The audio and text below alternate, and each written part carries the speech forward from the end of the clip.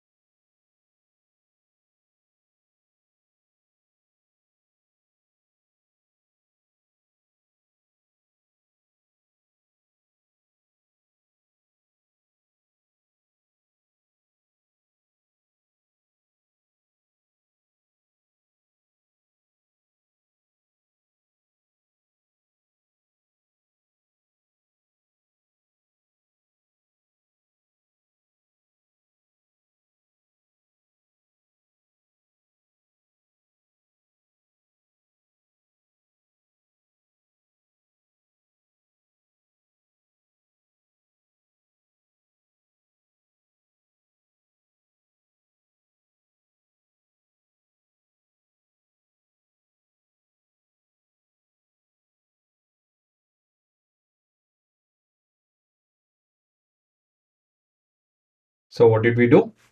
I happened to place something in the center of the loop. See, when we wrap something, the in between space will be empty. So in that space, I happen to place something. And what is this something? This something happens to be a ferromagnetic material. Of course, there are specific materials, but in general, they are ferromagnetic material. Okay. So how does it help? Simple. It made it stronger. You guys clearly watched it. It was quite stronger, is it not? The same amount of current, the same solenoid, and just the presence of a ferromagnetic material, and it becomes a stronger magnet. So now, does it have the same name? The structure? Actually, no. When we have a solenoid plus a ferromagnetic material in between that, so I'll just write it as iron core, right? Because it's in the center, now it's core, mantle, and all of that. Remember, core, then mantle and crust. I think I'm missing one thing. Anyways, so that word core is in the center now. So this iron core is because it's in the center of the solenoid. So we can call it as iron core. So solenoid plus iron core makes it an electromagnet. Have you heard of it? I'm sure you guys would have heard of electromagnetic projects, small project which you guys can do. So what's an electromagnet? Quite simple. Whatever we just did, that's your description. It's a device made up of insulated wire, right? That's what an solenoid is made up of, wrapped around an iron core. Instead of plastic, you can wrap it around an iron core. Okay. So this produces a stronger magnetic field when current is passed through it. That's the funda. As simple as that. So I've written here, in place of iron core, I've written soft iron. Now it's a very specific example. But why soft iron? Why can't we use any other material?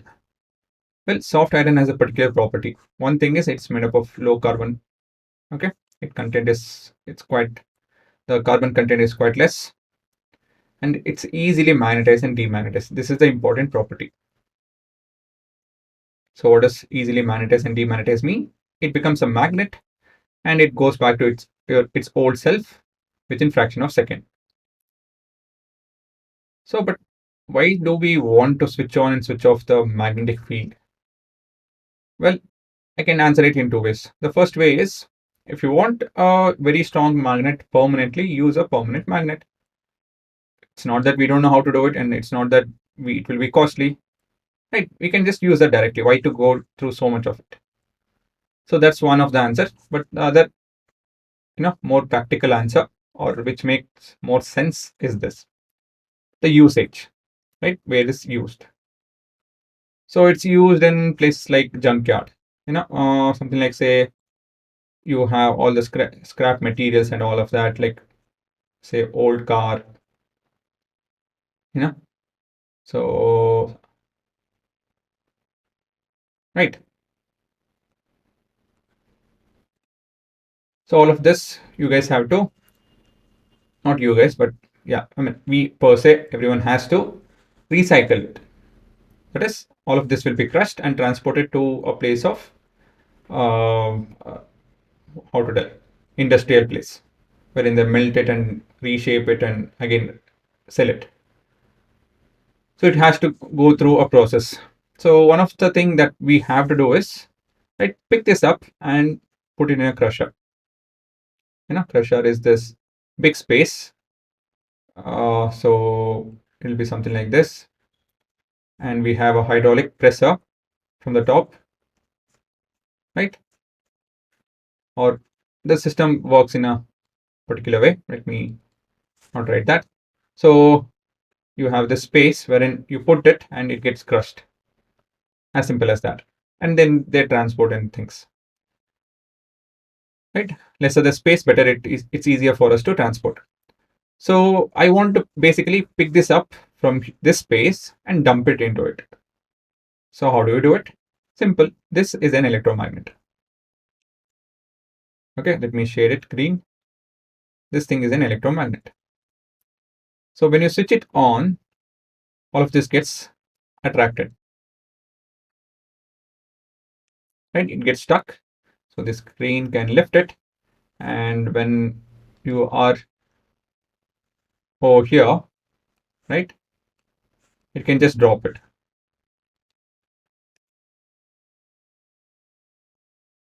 Okay. So how do you do it? If something has to be dropped, means this force has to be, more force has to be from the earth. That is, the pulling force has to go away. So basically it has to get what?